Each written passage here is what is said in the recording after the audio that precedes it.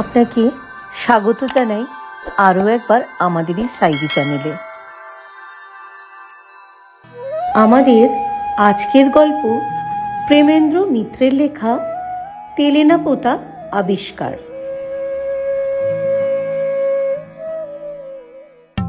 শনি ও মঙ্গলের, মঙ্গলই হবে বোধহয়। যোগাযোগ হলে তেলেনাপোতা আপনারাও একদিন আবিষ্কার করতে পারেন। অর্থাৎ কাজে কর্মে মানুষের ভিড়ে হাঁপিয়ে ওঠার পর যদি হঠাৎ দুদিনের জন্য ছুটি পাওয়া যায়, আর যদি কেউ এসে ফুসলানি দেয় যে কোনো এক আশ্চর্য সরোবরে পৃথিবীর সবচেয়ে সরলতম মাছেরা এখনো তাদের জলজীবনের প্রথম বড়শিতে হৃদয়বিদ্ধ করার জন্য উদ্গ্রীব হয়ে আছে, আর জীবনে কখনো কয়েকটা পুঁটি ছাড়া অন্য কিছু জল থেকে টেনে তোলার সৌভাগ্য যদি আপনার না হয়ে থাকে, তাহলে হঠাৎ একদিন তেলেনাপোতা আপনিও আবিষ্কার করতে পারেন। তেলেনাপোতা আবিষ্কার করতে হলে একদিন বিকেল বেলার পড়ন্ত রোদে জিনিসে মানুষের ঠাসাঠাসি একটা বাসে গিয়ে আপনাকে উঠতে হবে। তারপর রাস্তার ঝাঁকানির সঙ্গে মানুষের গুঁতো খেতে খেতে ভাদ্রের গরমে ঘামে ধুলোয় চটচটে শরীর নিয়ে ঘন্টা দুয়েক বাদে রাস্তার মাঝখানে নেমে পড়তে হবে আচমকা। সামনে দেখবেন নিচু একটা জলার মতো জায়গার ওপর দিয়ে রাস্তার লম্বা সাঁকো চলে গেছে। তারই ওপর দিয়ে বিচিত্র ঘর ঘর শব্দে বাসে চলে গিয়ে ওধারে বাঁকে অদৃশ্য হবার পর দেখবেন সূর্য এখনো না ডুবলেও চারদিক ঘন জঙ্গলে অন্ধকার হয়ে এসেছে। কোনো দিকে চেয়ে জনমানব দেখতে পাবেন না। মনে হবে পাখিরাও যেন সভয়ে সে জায়গা পরিত্যাগ করে চলে গেছে। একটা স্যাঁতস্যাঁতে ভিজে ভ্যাপসা আবহাওয়া টের পাবেন। মনে হবে নিচের জলা থেকে একটা ক্রূর কুণ্ডলিতে জলীয় অভিশাপ ধীরে ধীরে অদৃশ্য ফনা তুলে উঠে আসছে। বড় রাস্তা থেকে নেমে ভিজে জলার কাছে গিয়ে দাঁড়াতে হবে আপনাকে। মনে হবে একটা কাদা জলের নালা কে যেন কেটে রেখেছে।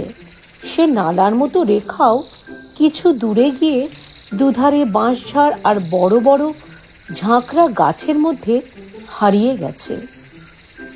তেলেনাপোতা আবিষ্কারের জন্য আরো দুজন বন্ধু ও সঙ্গী আপনার সঙ্গে থাকা উচিত। তারা হয়তো আপনার মতো ঠিক মৎস্যলুব্ধ নয়, তবু এই অভিযানে তারা এসেছে কে জানে আর কোন অভিসন্ধিতে। তিনজনে মিলে তারপর সামনের নালার দিকে উৎসুকভাবে চেয়ে থাকবেন। মাঝে মাঝে পা ঠুকে মশাদের ঘনিষ্ঠতায় বাধা দেবার চেষ্টা করবেন এবং সপ্রশ্ন দৃষ্টিতে ওর মুখের দিকে চাইবেন। খানিক বাদে পরস্পরের মুখও আরো ঘনায়মান অন্ধকারে ভালো করে দেখা যাবে না। মশাদের ঐক্যতান আরো তীক্ষ্ণ হয়ে উঠবে। আবার বড় রাস্তায় ফিরতে কোনো বাসের চেষ্টা করবেন কিনা যখন ভাবছেন, তখন হঠাৎ সেই কাদা জলের নালা যেখানে জঙ্গলের মধ্যে হারিয়ে গেছে, সেখান থেকে অপরূপ একটি শ্রুতি বিস্ময়কর আওয়াজ পাবেন। মনে হবে বোবা জঙ্গল থেকে কে যেন অমানুষিক এক কান্না নিংড়ে নিংড়ে বার করছে। সে শব্দে আপনারাও কিন্তু প্রতীক্ষায় চঞ্চল হয়ে উঠবেন। প্রতীক্ষাও আপনাদের ব্যর্থ করবে না।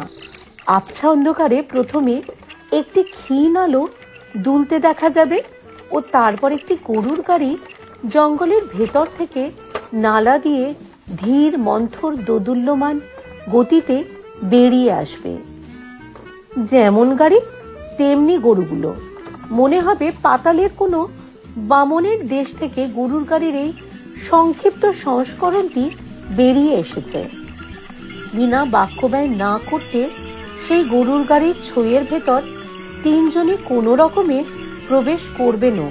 তিনজোড়া হাত ও পা এবং তিনটি মাথা নিয়ে স্বল্পতম স্থানে সর্বাধিক বস্তু কিভাবে সংস্থাপিত করা যায় সে সমস্যার সীমানা করবেন। গরুর গাড়িটি তারপর যে পথে এসেছিল সেই পথে অথবা নালায় ফিরে চলতে শুরু করবে। বিস্মিত হয়ে দেখবেন ঘন অন্ধকার অরণ্য যেন সংকীর্ণ একটু সুড়ঙ্গের মতো পথ সামনে একটু একটু করে উন্মোচন করে দিচ্ছে। প্রতিটি মুহূর্তে মনে হবে কালো অন্ধকারের দেয়াল বুঝি অভেদ্য, কিন্তু তবু গরুর গাড়িটি অবিচলিতভাবে ধীর মন্থর গতিতে এগিয়ে যাবে। পায়ে পায়ে পথ যেন ছড়িয়ে ছড়িয়ে। কিছুক্ষণ হাত পা ও মাথার যথোচিত সংস্থান বিপর্যস্ত হওয়ার সম্ভাবনাময় বেশ একটু অস্বস্তি বোধ করবেন। বন্ধুদের সঙ্গে ক্ষণে ক্ষণে অনিচ্ছাকৃত সংঘর্ষ বাঁধবে। তারপর ধীরে ধীরে বুঝতে পারবেন চারিধারের গাঢ় অন্ধকারে চেতনার শেষ অন্তরীপটিও নিমজ্জিত হয়ে গেছে। মনে হবে পরিচিত পৃথিবীকে দূরে কোথায় ফেলে এসেছেন। অনুভূতিহীন কুয়াশাময় এক জগৎ শুধু আপনার চারিধারে। সময় সেখানে স্তব্ধ, স্রোতহীন। সুতরাং এই আচ্ছন্নতা কতক্ষণ ধরে যে থাকবে বুঝতে পারবেন না। হঠাৎ এক সময় উৎকট এক বাদ্য ঝঞ্ঝনায় জেগে উঠে দেখবেন ছুঁয়ের ভেতর দিয়ে আকাশের তারা দেখা যাচ্ছে এবং গাড়ির গাড়োয়ান থেকে থেকে সোহৎসাহে একটা ক্যানেস্তারা বাজাচ্ছে। কৌতূহলী হয়ে কারণ জিজ্ঞাসা করলে গাড়োয়ান নিতান্ত নির্বিকারভাবে আপনাকে জানাবে, আগে ওই শালার বাঘ খেদাতে। ব্যাপারটা ভালো করে হৃদয়ঙ্গম করার পর মাত্র ক্যানেস্তারা নিনাদে ব্যাঘ্র বিতরণ সম্ভব কিনা কম্পিত কণ্ঠে এ প্রশ্ন আপনি উত্থাপন করার আগেই গাড়োয়ান আপনাকে আশ্বস্ত করার জন্য জানাবে যে বাঘ মানে চিতাবাঘ মাত্র, এবং নিতান্ত ক্ষুধার্ত না হলে এই ক্যানেস্তারা নিনাদি তাকে তফাতে রাখার পক্ষে যথেষ্ট। মহানগরী থেকে 30 মাইল দূরে ব্যাঘ্র সংকুলন এরকম স্থানের অস্তিত্ব কি করে সম্ভব আপনি যতক্ষণ চিন্তা করবেন ততক্ষণে গরুর গাড়ি বিশাল একটি মাঠ পার হয়ে যাবে। আকাশে তখন কৃষ্ণপক্ষের বিলম্বিত ক্ষয়িত চাঁদ বোধহয় উঠে এসেছে। তারই স্তিমিত আলোয় আবছা বিশাল মৌন সব প্রহরী যেন গাড়ির দুপাশ দিয়ে ধীরে ধীরে সরে যাবে। প্রাচীন অট্টালিকার যেসব ধ্বংসাবশেষ, কোথাও একটা থাম, কোথাও একটা দেউড়ির খিলান, কোথাও একটা মন্দিরের ভগ্নাংশ মহাকালের কাছে সাক্ষ্য দেবার ব্যর্থ আশায় দাঁড়িয়ে আছে। কোথাও কোনো মন্দিরের ওই অবস্থায় যতখানি সম্ভব মাথা তুলে বসে কেমন একটা শিহরণ সারা শরীরে অনুভব করবেন। জীবন্ত পৃথিবী ছাড়িয়ে অতীতের কোনো কুজ্ঝটিকাচ্ছন্ন স্মৃতিলোকে এসে পড়েছেন বলে ধারণা হবে। রাত তখন কত আপনি জানেন না, কিন্তু মনে হবে এখানে রাত যেন কখনো ফুরোয় না। নিবিড় অনাদি অনন্ত স্তব্ধতায় সব কিছু নিমগ্ন হয়ে আছে। জাদুঘরের নানা প্রাণীদেহ আড়কের মধ্যে যেমন থাকে। 2-3 বার মোড় ঘুরে গরুর গাড়ি এবার এক জায়গায় এসে থামবে। হাত পাগুলো নানা স্থান থেকে কোনো রকমে কুড়িয়ে সংগ্রহ করে কাঠের পুতুলের মতো আড়ষ্টভাবে আপনারা একে একে নামবেন। একটা কটু গন্ধ অনেকক্ষণ ধরে আপনাদের অভ্যর্থনা করছে। বুঝতে পারবেন সেটা পুকুরের পানা পচা গন্ধ। অর্ধস্ফুট চাঁদের আলোয় তেমন একটি নাতি ক্ষুদ্র পুকুর সামনে চোখে পড়বে। তারই পাশে বেশ বিশালায়তন একটি জীর্ণ অট্টালিকা, ভাঙা ছাদ, ধসে পড়া দেয়াল ও চক্ষুহীন কোটরের মতো পাল্লাহীন জানালা নিয়ে চাঁদের বিরুদ্ধে দুর্গ প্রাকারের মতো দাঁড়িয়ে আছে।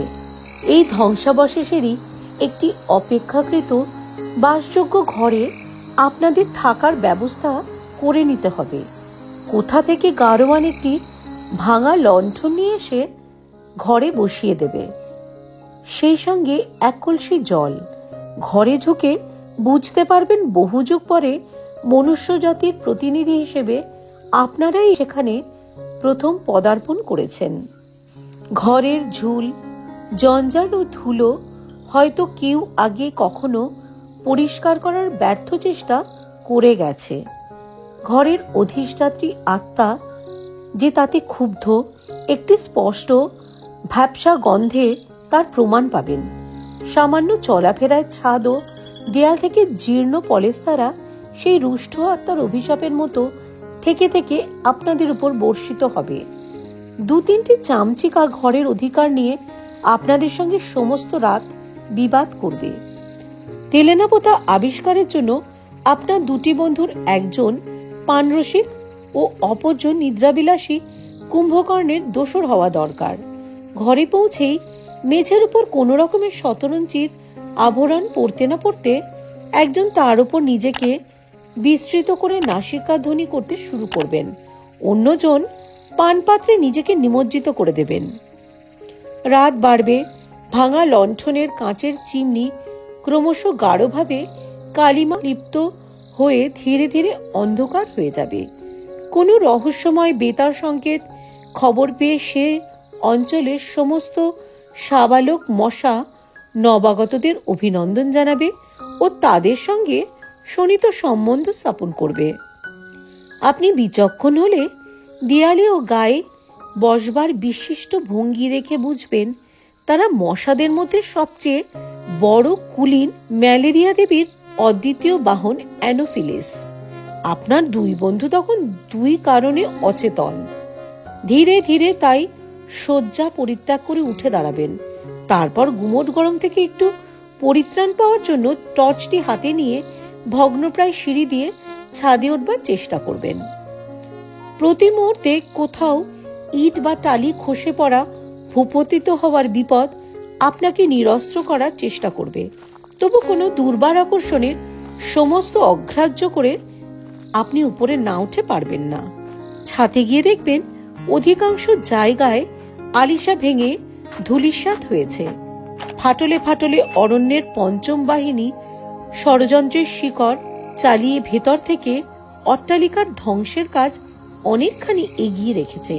তবু কৃষ্ণপক্ষের ক্ষীণ চাঁদের আলোয় সমস্ত কেমন অপরূপ মোহময় মনে হবে খানিকক্ষণ চেয়ে থাকলে।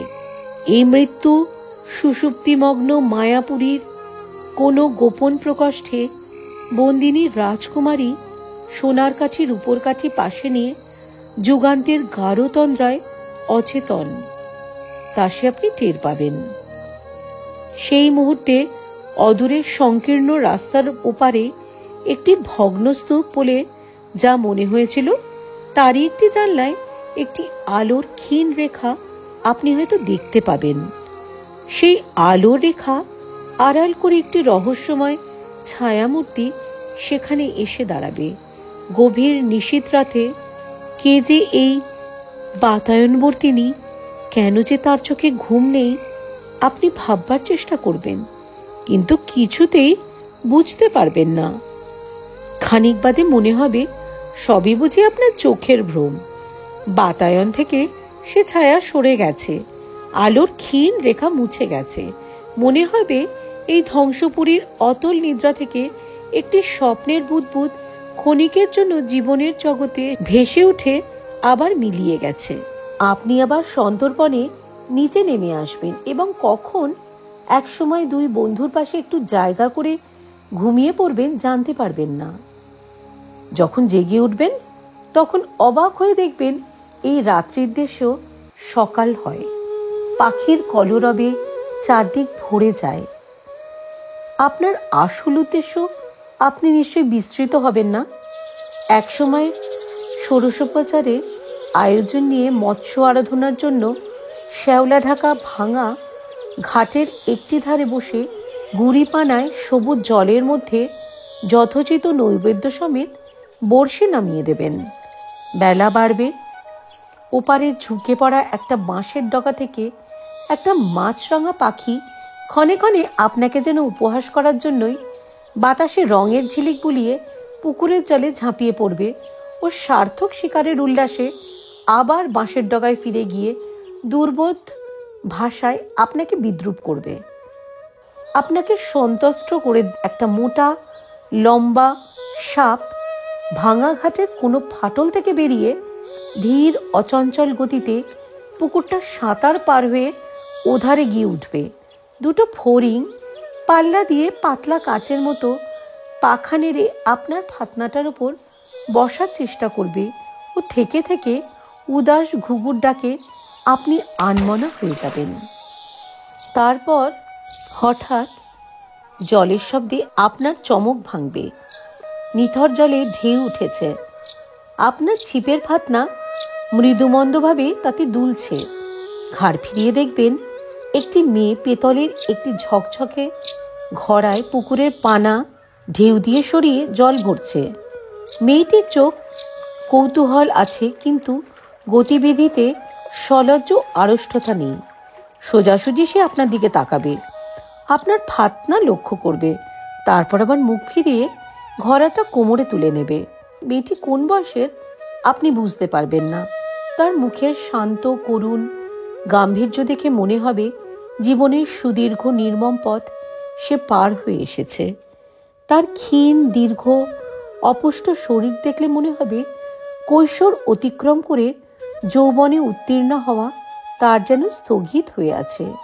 কলসি নিয়ে চলে যেতে যেতে ফিরে তাকিয়ে হঠাৎ মেয়েটি বলবে, বসে আছেন কেন? টান দিন। সে কণ্ঠ যেমন শান্ত মধুর ও গম্ভীর যে এভাবে আপনা থেকে অপরিচিত সঙ্গে কথা বলা আপনার মোটেই অস্বাভাবিক ঠেকবে না। শুধু আকস্মিক চমকের তরুণ বিহ্বল হয়ে ছিপের টান দিতে আপনি ভুলে যাবেন। তারপর ডুবে যাওয়া ফাতনা আবার ভেসে উঠবার পর ছিপ তুলে দেখবেন বড়শিতে টোপার নেই। একটু অপ্রস্তুতভাবে মেয়েটির দিকে আপনাকে তাকাতেই হবে। সেও মুখ ফিরিয়ে শান্ত ধীর পদে ঘাট ছেড়ে চলে যাবে, কিন্তু মনে হবে মুখ ফেরাবার চকিত মুহূর্তে একটু যেন দীপ্ত হাসির আভাস সেই শান্ত করুণ মুখে খেলে গেছে। পুকুরের ঘাটের নির্জনতা আর ভঙ্গ হবে না। তারপর ওপারের মাছরাঙাটা আপনাকে লজ্জা দেবার নিষ্ফল চেষ্টা ত্যাগ করে অনেক আগেই উড়ে গেছে। মাছেরা আপনার শক্তি সম্বন্ধে গভীর অবজ্ঞা নিয়েই বোধ হয় আর দ্বিতীয়বার প্রতিযোগিতায় নামতে চাইবে না। খানিক আগের ঘটনাটা আপনার কাছে অবাস্তব বলে মনে হবে। এই জনহীন ঘুমের দেশে সত্যি ওরকম মেয়ে কোথাও আছে আপনি বিশ্বাস করতে পারবেন না। একসময় হতাশ হয়ে আপনাকে সাজ সরঞ্জাম নিয়ে উঠে পড়তে হবে। ফিরে গিয়ে হয়তো দেখবেন আপনার মৎস্য শিকার নৈপুণ্যের বৃত্তান্ত ইতিমধ্যে কেমন করে আপনার বন্ধুদের কর্ণগোচর হয়েছে। তাদের পরিহাসে ক্ষুণ্ণ হয়ে এ কাহিনী কোথায় তারা শুনল জিজ্ঞাসা করলে হয়তো আপনার পানরসিক বন্ধুর থেকে শুনবেন, কে বলবে আবার, এই মাত্র যামিনী নিজের চোখে দেখে এলো তো। আপনার কৌতূহলী হয়ে যামিনীর পরিচয় জিজ্ঞাসা করতেই হবে। তখন হয়তো জানতে পারবেন পুকুর ঘাটে সেই অবাস্তব করুণ নয়না মেয়েটি আপনার পানরসিক বন্ধুটিরই জ্ঞাতিস্থানীয়া। সেই সঙ্গে আরও শুনবেন যে দ্বীপ্রাহরিক আহারের ব্যবস্থাটা সেদিনকার মতো তাদের ওখানেই হয়েছে। যে ভগ্নস্তূপে গত রাতে ক্ষণিকের জন্য একটি ছায়ামূর্তি আপনার বিস্ময় উৎপাদন করেছিল, দিনের রূঢ় আলোয় তার শ্রীহীন জীর্ণতা আপনাকে অত্যন্ত পীড়িত করবে। রাত্রির মায়াবরণ সরে গিয়ে তার নগ্ন ধ্বংসমূর্তি এত কুৎসিত হয়ে উঠতে পারে আপনি ভাবতে পারেননি।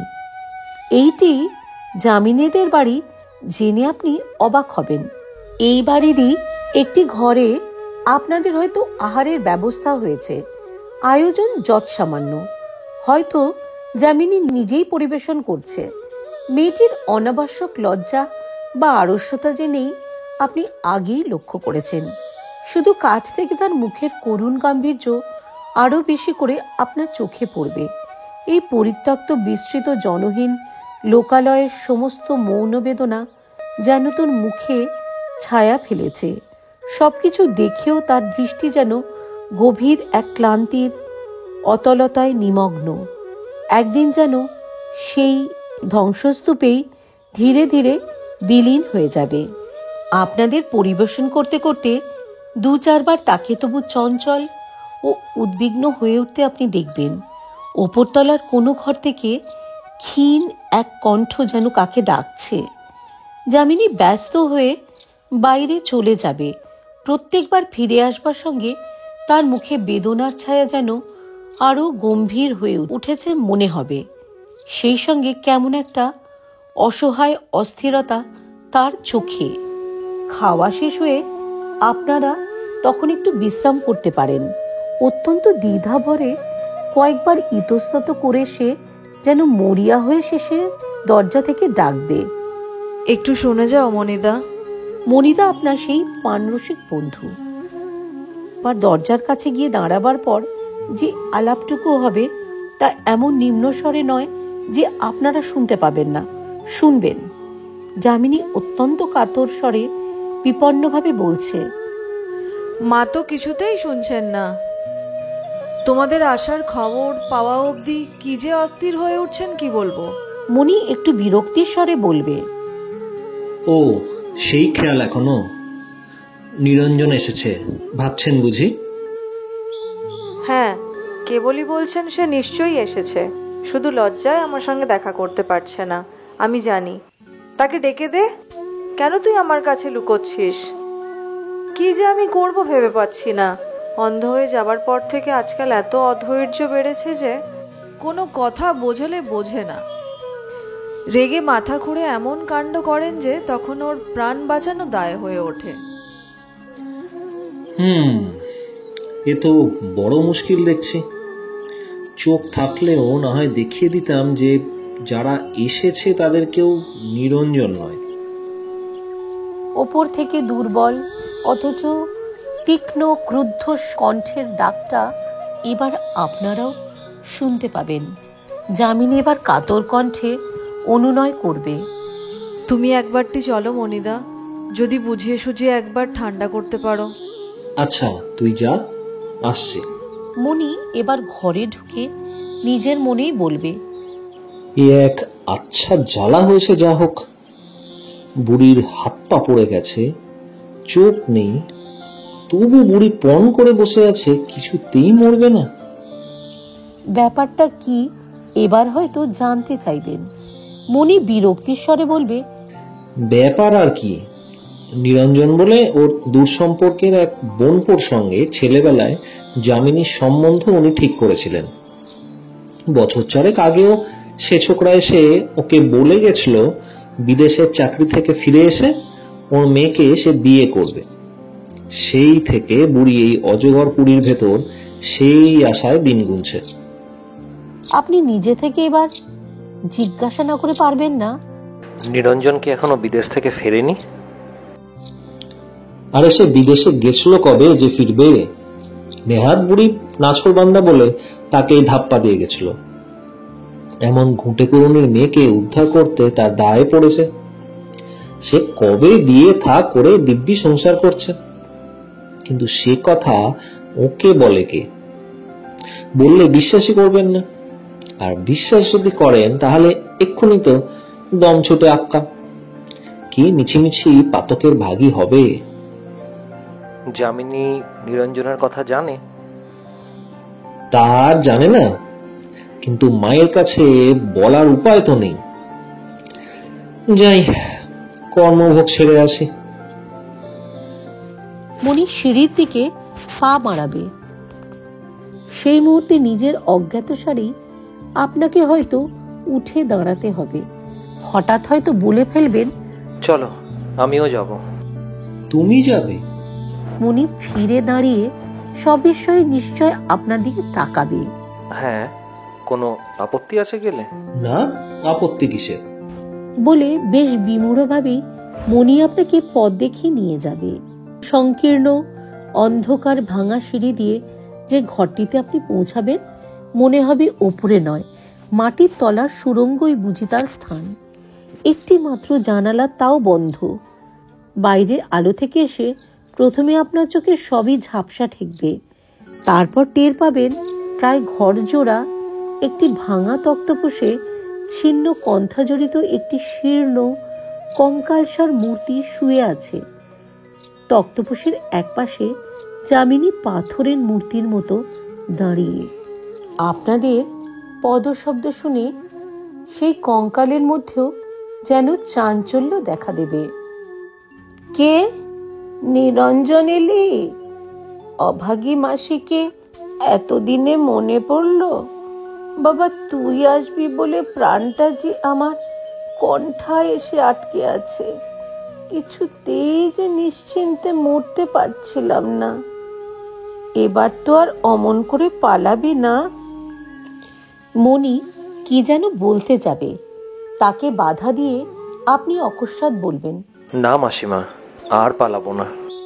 মুখ না তুললেও মনির বিমূঢ়তা ও আরেকটি স্থানুর মতো মেয়ের মুখে স্তম্ভিত বিষয় আপনি যেন অনুভব করতে পারবেন, কিন্তু কোনো দিকে তাকাবার অবসর আপনার থাকবে না। দৃষ্টিহীন দুটি চোখের কোটরের দিকে আপনি তখন নিস্পন্দ হয়ে রুদ্ধ নিঃশ্বাসে চেয়ে আছেন। মনে হবে সেই শূন্য কোটরের ভেতর থেকে অন্ধকারের দুটি কালো শিখা বেরিয়ে এসে যেন আপনার সর্বাঙ্গ লেহন করে পরীক্ষা করছে। কটি স্তব্ধ মুহূর্ত ধীরে ধীরে সময়ের সাগরে শিশির বিন্দুর মতো ঝরে পড়ছে আপনি অনুভব করবেন। তারপর শুনতে পাবেন, আমি জানতাম তুই না এসে পারবি না বাবা, তাই তো এমন করে এই প্রেতপুরী পাহারা দিয়ে দিন গুনছি। বৃদ্ধা এতগুলো কথা বলে হাঁপাবেন। চকিতে একবার যামিনীর উপর দৃষ্টি বুলিয়ে নিয়ে আপনার মনে হবে বাইরের কঠিন মুখোশের অন্তরালে তার মধ্যেও কোথায় যেন কি ধীরে ধীরে গলে যাচ্ছে ভাগ্য ও জীবনের বিরুদ্ধে। গম্ভীর হতাশার উপাদানে তৈরি এক সুদৃঢ় শপথের ভিত্তি আলগা হয়ে যেতে আর বুঝি দেরি নেই। বৃদ্ধা আবার বলবেন, যামিনীকে নিয়ে তুই সুখী হবি বাবা। আমার পেটে হয়েছে বলে বলছি না, এমন মেয়ে হয় না। শোকে তাপে বুড়ো হয়ে মাথা ঠিক নেই। রাত দিন খিটখিট করে মেয়েটাকে যে কত যন্ত্রণা দিই তা কি আমি জানি না? তবু মুখেও রা নেই। এই শ্মশানের দেশ 10টা বাড়ি খুঁজলে একটা পুরুষ মেলে না। আমার মতো ঘাটের মরারা শুধু ভাঙা ইট আঁকড়ে এখানে সেখানে ধুঁকছে। এরই মধ্যে একাধারে মেয়ে পুরুষ হয়েও কি না করছে। একান্ত ইচ্ছা সত্ত্বেও চোখ তুলে একটিবার তাকাতে আপনার সাহস হবে না। আপনার নিজের চোখের জল বুঝি আর গোপন রাখা যাবে না। বৃদ্ধা ছোট একটি নিঃশ্বাস ফেলে বলবে, যামিনীকে তুই নিবি তো বাবা? তোর শেষ কথা না পেলে আমি মরেও শান্তি পাবো না। ধরা গলায় আপনি তখন শুধু বলতে পারবেন, আমি তোমায় কথা দিচ্ছি মাসিমা, আমার কথা আর নড়চড় হবে না। তারপর বিকেলে আবার গরুর গাড়ি দরজায় এসে দাঁড়াবে। আপনারা 3 জনে একে একে তাতে উঠবেন। যাবার মুহূর্তে গাড়ির কাছে এসে দাঁড়িয়ে আপনার দিকে সেই করুণ দুটি চোখ তুলে যামিনী শুধু বলবে, আপনার ছিপটিপ যে পড়ে রইল। আপনি হেসে বলবেন, থাক না, এবারে পারিনি বলে তেলেনা পোতার মাছ কি বারবার ফাঁকি দিতে পারবে? যামিনী মুখ ফিরিয়ে নেবে না। ঠোঁট থেকে নয়, মনে হবে তার চোখের ভেতর থেকে মধুর একটি সকৃতজ্ঞ হাসি শরতের শুভ্র মেঘের মতো আপনার হৃদয়ের দিগন্ত স্নিগ্ধ করে ভেসে বেড়াচ্ছে। গাড়ি চলবে। কবে 100 না 150 বছর আগে প্রথম ম্যালেরিয়ার মড়কের এক দুর্বার বন্যা তেলেনাপোতাকে চলমান জীবন্ত জগতের এই বিস্মৃতি বিলীন প্রান্তে ফেলে রেখে গিয়েছিল। আপনার বন্ধু হয়তো আলোচনা করবেন। সেসব কথা ভালো করে আপনার কানে যাবে না। গাড়ির সংকীর্ণতা আর আপনাকে পীড়িত করবে না। তার চাকার একঘেয়ে কাঁদুনি আর আপনাকে স্পর্শ করবে না। আপনি শুধু নিজের হৃদয় স্পন্দনে একটি কথাই বারবার ধ্বনিত হচ্ছে, ফিরে আসবো। মহানগরের জনাকীর্ণ আলোকোজ্জ্বল রাজপথে যখন এসে পৌঁছাবেন, তখনও আপনার মনে তেলেনাপোতার স্মৃতি সুদূর অথচ অন্তরঙ্গ একটি তারার মতো উজ্জ্বল হয়ে আছে। ছোটখাটো বাধা বিড়ম্বিত কটি দিন কেটে যাবে। মনের আকাশে একটু করে কুয়াশা জমছে কিনা আপনি টের পাবেন না। তারপর যেদিন সমস্ত বাধা অপসারিত হয়ে তেলেনাপোতায় ফিরে যাওয়ার জন্য আপনি প্রস্তুত হবেন, সেদিন হঠাৎ মাথার যন্ত্রণা ও কম্প দেওয়া শীতে লেপ তোষক মুড়ি দিয়ে আপনাকে শুতে হবে। থার্মোমিটারের পাড়া জানাবে 105 ডিগ্রি। ডাক্তার এসে বলবে, ম্যালেরিয়াটি কোথা থেকে বাগালেন? আপনি শুনতে শুনতে জ্বরের ঘোরে আচ্ছন্ন হয়ে যাবেন। বহুদিন বাদে অত্যন্ত দুর্বল শরীর নিয়ে যখন বাইরের আলো হাওয়ায় কম্পিত পদে এসে বসবেন, তখন দেখবেন নিজের অজ্ঞাতসারে দেহ ও মনের অনেক ধোয়া মোছা ইতিমধ্যে হয়ে গেছে। অস্ত যাওয়ার তারার মতো তেলেনাপোতার স্মৃতি আপনার কাছে ঝাপসা একটা স্বপ্ন বলে মনে হবে। মনে হবে তেলেনাপোতা বলে কোথাও কিছু সত্যি নেই। গম্ভীর কঠিন যার মুখ আর দৃষ্টি যার সুদূর ও করুণ, ধ্বংসপুরীর ছায়ার মতো সেই মেয়েটি হয়তো আপনার কোনো দুর্বল মুহূর্তের অবাস্তব কুয়াশাময় কল্পনা মাত্র। একবার ক্ষণিকের জন্য আবিষ্কৃত হয়ে তেলেনাপোতা আবার চিরন্তন রাত্রির অতলতায় নিমগ্ন হয়ে যাবে।